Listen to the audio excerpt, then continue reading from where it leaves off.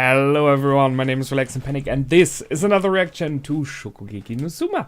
It is season 3, episode 13. Finally, we are back. So, you know what to do. If you want to see the reaction itself, just go down into my descriptions, follow the links, replace the circumflex parts with real dots. Holy heck, I mumbled. And, well, as I said, replace the circumflex dot parts with real dots and enjoy the reaction. Once you've done, feel free to come back here and hear out my thoughts about this episode. So, see you soon. For those that came back, welcome back. Oh my, it's really nice to be able to watch this series again.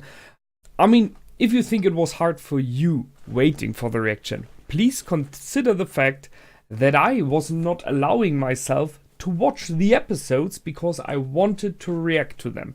So I had those episodes, at least the first ones, already prepared to watch them, and I just did not find the time. You know, it's a problem. But now I have a day off, so I was able to slip in one episode. I hope you like it, and hopefully I will be able to do 1 or 2 more in the next days. So, let's go into the story, right? Apart from the fact that I lost most of the names, I was having a blast. That was a really good episode. So, it really nicely connected the past and the present. The past of his father, of Saiba, Yuichiro, whatever the name, I cannot remember that one. And especially from Nakiri, who so much needed this inspiration. It's pretty interesting because to me it felt when we in the past we had this picture of him and her memories with him, it felt like he was a major part of her life, in the meaning of that he spent a lot of time with her. But right now it seems more like they were just either meeting once or maybe just like meeting for 6 months, as it seems, which would be the biggest amount of time possible. Because then her father took over and kind of tortured her with his views of how cooking should be and who should pass and who not. It's pretty interesting because the ideas of what cooking should be like between Saiba and between what's his name, Asani, seem to greatly differ.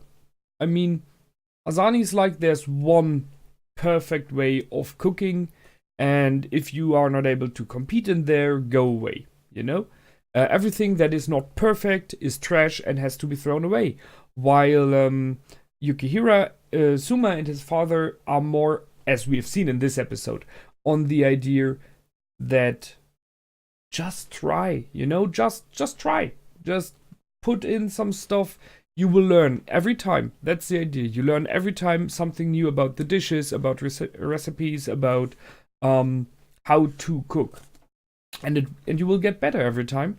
And it's an experiment every time. 50% of the time you're great. 50% you might be, you know, garbage. When you're on that level, by the way. If you're not on that level, I can clearly say you're like 90% garbage when cooking. And 10% is okay. Not great, but okay. But I still try. So, I like that. I named the episode Having Fun. Or Have Fun Cooking. Because that's what it's about. If you have fun, you can feel it in the meals that you're preparing. If someone is just, you know, bored by cooking, possibly the meal will taste bland and like nothing. So I can see that concept. I can see and understand that idea, and I like it. I really, really dig this idea.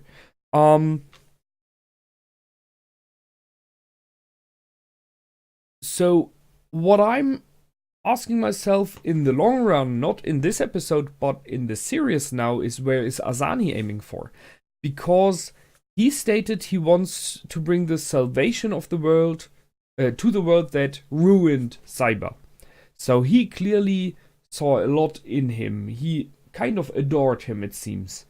And he was aware that the world ruined Saiba. Okay, we don't know how and why, but it happened. And he kind of wants to get even for that. But to me it feels a little bit like we don't know how he was ruined, but it feels a bit to me like Asani is trying to do that right now in a way that possibly is the same way that ruined him, that ruined Cyber. So I don't completely understand that. I don't completely see why. And, well, I guess the next episodes will hopefully bring a light on that one. We had the two now of Akiri, Erina, and Souma in the same room.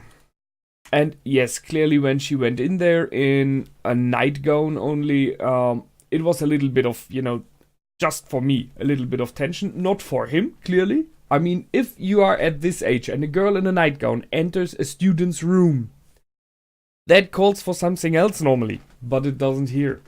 So she kind of said she was there because she wanted to tell him again about, the competition he had with the first seed of the top 10. But clearly she was there because she kind of wanted to talk about his father, which she just heard, the revelation, And, well, in the end, as it happened then, she wanted to talk about what is going on inside of her, and has happened in the past. So that's a major step, in my opinion, because she opened up to him. Without being asked. She opened up to him, telling to him how she feels. Surely a lot of this is happening now because she's aware that he is the son of his father, who she adored. So she kind of is like telling it to his father there. But it is a major step. She opened up again. It was a nice story about this private cooking that happened there. I like that. And I'm not sure if she really was hungry, although they pointed it in there when her stomach rumbled. I think I would like to think more of that her stomach was like, this tastes good, I want to taste that, I want to have that, so I will push out this rumble, I will act as though I'm hungry. And she got something and it was wonderful. She enjoyed it, I like that. It brings back in this problem that she had with her father, this idea of being used like a machine to just taste and judge dishes and not being treated like a girl at all, like a kid that she was at this time. We had that in the past in the discussions already. So for her, due to that, this tasting, eating is no fun, and then cooking was no fun because it is mixed up with these negative emotions of her in the past. So this change from it is just all no fun, it's all bland, nothing is nice, not only about the dishes, life in general. That is the one side, and the other side that she remembered, but was just a short amount of time, is this cooking can be fun. And it is fun if you allow it to be. So, again, fun, the episode. And she takes over that. She is inspired. She realizes something from her past. She realized something she wanted to do as a kid and forgot due to what happened. And now it's back. It's back with Yukihira, sure. But it is back with the kind of what food tastes like and the inspiration that's coming from him and from her past, the view of his father. So she takes over the dorm and, well, in the end, she kind of offers to be the teacher for everyone there. And don't forget, she's the golden tongue. What better teacher could you have? Sure, she may not have the level of cooking abilities, maybe. I can only guess. I mean, there are some master chefs and teachers out there who are better than her there. But she does have the ultimate level of tasting. So she can say, you need more pepper in it. Or you need less garlic. Something like that. And then you just have to test. Test until you find the perfect combination for this dish this time. Because there we are at the problem. You have to try it again and again until you in yourself get the right feeling. And I think this is where this is heading for. When you cook, You taste your dish, and without thinking, you just take a handful of something and throw it in, because you know that is what it needs. Without having like 1.5 spoons or 100 gram or stuff like that, you know? It is just, you just take it in your fingers, you just know the right amount by feeling, not by logic. Because that's what it is about. Try and have fun. Nice one.